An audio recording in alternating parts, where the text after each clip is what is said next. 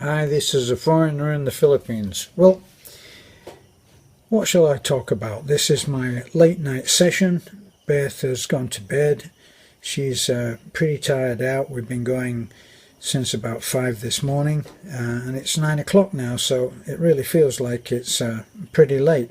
Of course, I get my fade out session when I'm on the computer at the internet cafe, and then I start nodding off like the old geezer I am. So, as as I was saying, one of the things that as you go through life is always a funny thing to me, and that is the embarrassing moment. Why? I wonder why it is that we have inbuilt into us a mechanism for wanting to die, or, well, I was so embarrassed I could have died. Or I was so embarrassed I wanted a hole to open up in the earth and just swallow me up. Isn't it funny that you could be so embarrassed that you would rather die? I mean, what's left if you've died? It's a kind of it's an extremely terminal way of dealing with embarrassment. Now, we've all got our embarrassing moments, and isn't it strange? They are the most intensely emotional moments, like when your skin crawls and well, you want to die and you want the earth to open up, and a few other sort of non-trivial things to happen to you instead of having to experience that moment. So let me share with you one of my one of my little embarrassing moments when I came out of the army. Oh, by the way, the army and the heavy publicity that is given to the army and how it makes you a man is absolute BS. It doesn't make you a man. It keeps you very much dependent on a big brother watching over you, telling you what you can do and what you can do and what you can think and what you can't think and all of that. So you don't actually grow up. I went into the army when I was 15 and a half, and I came out 8.5 years later, 16. That's how it seemed to me. So I came out. I had a few years. Out. I did a variety of jobs. One of the first kind of good jobs I had was a 17-week season in Great Yarmouth, and I went to Great Yarmouth, which is a coastal town, and that's where people go for their, well, British people go for their 2 weeks holiday in the hope of finding some sunshine, which may or may not happen. Well, I went there and I joined a band called the Crackerjacks. Now, I'm getting off the embarrassing moment here, but perhaps I will find my way back to it like it's in a maze. Well, I joined this band called the Crackerjacks, and it was a comedy band, and we used to do these little comedy routines. And I remember after 8.5 years of absolutely hating the army, I got a chance to get my own back in a very small way, because when you're in the army, the British Army anyway, the British Army is awfully terribly. All of the officers all speak like this. I say, yo, what are you doing? And they all speak in this like they've got a toffee in their mouth, and you really do begin. Well, if you're me, you really begin to despise them, because when you're in a band, let me explain. I'm getting way off the subject here, so please forgive me if I meander around, but it's where it takes me. So if you're in a band, every so often, like about maybe every 2 weeks, you had to play an officer's mess. And the officer's mess is very aptly described, because it is a mess. It's usually a beautiful building, well turned out. They enjoy fabulous food, and they mix with their own particular types, you see. And in the British Army, you must speak in a very, very, what the rest of us call a very posh, an upper class way, a little bit like the Queen. Heaven forbid, don't start me on that. Well, anyway, they're all in there, and they do their jolly japes. I say, Bunny. They call each other names like Bunny and Tinks, and they say things like, I say, hell boy. And in fact, it really reminds me of some of the Hollywood movies where they portrayed British people, and British people were always saying, I say, hell boy, how are you? Oh, jolly good. Well, it's in real life when it's in the officers' mess, and they do all jolly japes, as I said, like giving each other piggybacks around it because they've had too many to drink. Well, anyway, we'd actually finished our mess. What they do is they put you in another room, and they open the door, so you can actually see what's happening in the mess while they're having their jolly japes, and it doesn't make you respect them very much because they look like a load of asses. Well, anyway, we're all packing our instruments away, and back in those days I wasn't quite so genteel even as I am now, and an officer came in and he's had a few drinks and he's talking like this. I say, chaps, why don't you play another few tunes? And we've been playing to complete ignoredom, if there is such a word, all evening while they have their jolly japes, and now he wants us to play another few tunes. So, in a wild display of abandon, I said, oh, F off. And he heard me. So he said, who said that? So, luckily, there was a sergeant in the band who was gay. And, well, we all thought he was gay.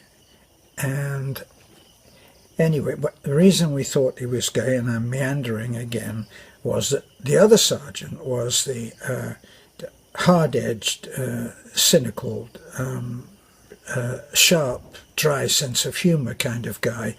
And somebody came back from the swimming pool once when we were in Africa, and they said, well, the bass player and Sergeant so-and-so was in the pool together, and the sharp-edged sergeant said, really? Who was driving? Well, anyway, I'm getting off the subject, okay? So we're in here, and I've just been busted for saying F off, oh F off. It was kind of like that. It wasn't a courageous move, okay? So I've said F off, and the officer, who wasn't quite drunk enough, suddenly sobered up and said, I say, who said that? So I would have been in a lot of trouble, okay? But the sergeant, we'll call Sergeant Nice, stepped up and said, no, it wasn't talking to you, sir. It was just a little bit of banter between the guys, you know. Nothing to do with you, sir. And the officer accepted it, and Sergeant Nice looked over at me and went like that. And I thought, oh my God, there's a debt I can never repay. Well, anyway, it's not really an embarrassing moment, but it could have been a very tricky moment. But that was one of several things that my army career was all about, because, and I'm meandering terribly here, and you'll have to forgive me, but you've always got the delete button or the off switch. So one of the things that I read a book called The Private War of Private Smith. And it was about a German guy in the German army at some unknown time, by the way, an unknown time frame. And he suddenly decided he was in the army and he couldn't get out, just like me. I identified with this book so much. So he learned all the rules and regulations. Now, that's what we in the British Army call the Queen's Rules and Regulations. Now, here's the catch-22. Now, I know that that book didn't come in a lot later, and I'm not quoting it. But here's a catch-22. A soldier lives by the Queen's Rules and Regulations, but he's not allowed to know them. Now, we're getting to the sense that an army is run on. Never let logic get in the way of a good story, which we're not going to do. So we've got this situation where you're not allowed to know. But apparently in the book, maybe it was Hollywood license, and I know that comes in later as well, okay? But anyway, he learned all of the rules. And so when someone tried to give him a load of crap, he said, I'm sorry, that's against rules and regulations, so-and-so, F-22 Part B. And they couldn't get him. So I thought, maybe I can do this. And I suddenly realized how stupid the army really is. And so what used to happen when you're in the army is you go around and you're getting issued with your uniform, and you know, like me, soaking wet, I was like 130 pounds, and they throw a size 14 at you, like a battle dress that should be for a very fat guy. And they throw it at you, and you say, no, could I have a size 7, please? You'll have what you've taken. You'll have what I'm giving you, okay? It's a size 14. Take it to the tailor. Well, the tailor would take it and try to do his best, and you would end up paying your money, which wasn't very much back then, to have the thing tailored so that you didn't look like an idiot.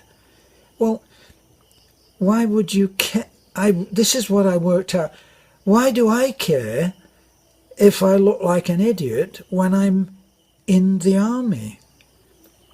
So instead of going in and saying, can I have a size 7, please? I would say, can I have a size 15, please? And they'd probably give me a size 16, or arbitrary figures and sizes, okay? So they'd give me, and then I would take the trousers, and they would be for a very, very large gentleman. And here I am, just a little weed, and I would take it round to the tailor, and he would shorten the legs of the trousers, and the crutch would almost be down by my knees, which made me very happy. Because in looking like an idiot, which I didn't care, because when I put my civilian clothes on, well, I'm saying I didn't look like an idiot, right? But who knows what anybody else said. But I didn't care. So I quickly realized that it was my way to get back. So when everybody else was taking their beret and shrinking it down so that it looked like something out of a John Wayne movie, I didn't shrink mine. I put it on and pulled it down over my ears so my ears bent out like this. I loved it. They hated me, and I loved it. So what would happen is that, and I'm going to break a rule and swear a little here, okay, so close your ears. I would go on parade, and what I would do is I'd make sure that everything was cleaned and pressed. but nothing fitted me. And the sergeant in the band used to come up and he used to be almost in tears like this. "I don't understand, Flannery. All your gear is clean, but you look like a sack of shit." "Thank you, sir," I would think. And that was what I did. That's how I, for me, kept my sanity.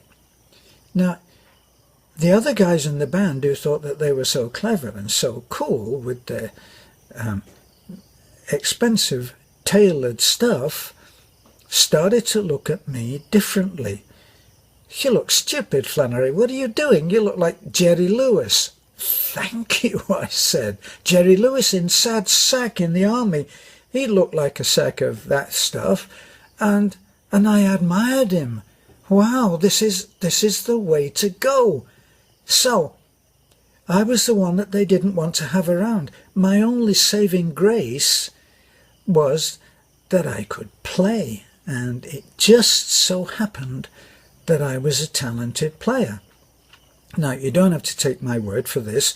You can actually listen to one of the videos that we have up, which is sound only, and it's called Masquerade. Terence Flannery Masquerade. That's me playing the trombone, okay? And not at my peak.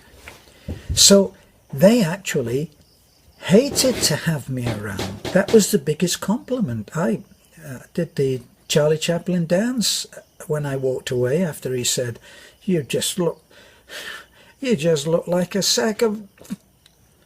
So when it came to having a regimental photograph taken, they tried to start early before I got there, but I made sure that I was going to be there because I wanted to be in the picture with my flying saucer beret, which was gloriously unshrunk.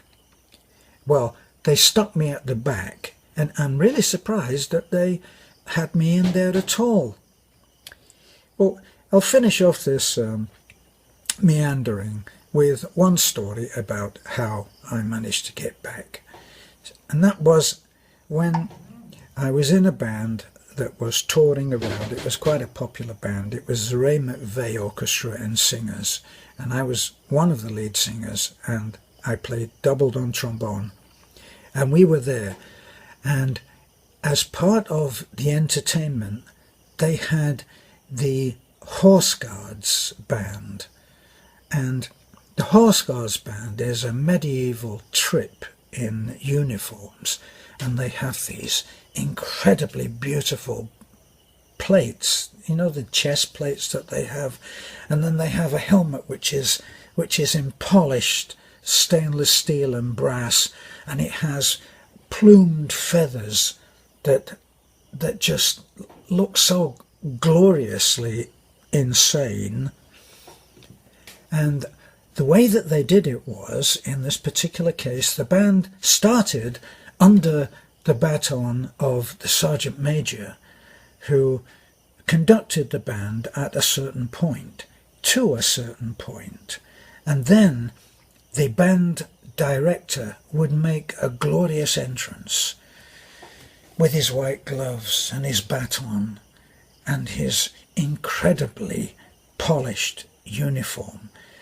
And I was coming off stage, and I was walking down a corridor, and who should approach me coming the other way to make his glorious entrance was the band director. And he was magnificent, and of course the ego is like monumental. And he's walking by, and he's so full of himself like this. And he's going to make his grand entrance. And I said to him, "Oh boy, you're for it now, mate. They've started without you." And he went like that. And I said, "Thank you, sir." So these little memories of how I managed to redress very inadequately the 8.5 years that I suffered through the army that was one of the good parts. And that was when I'd already left the army.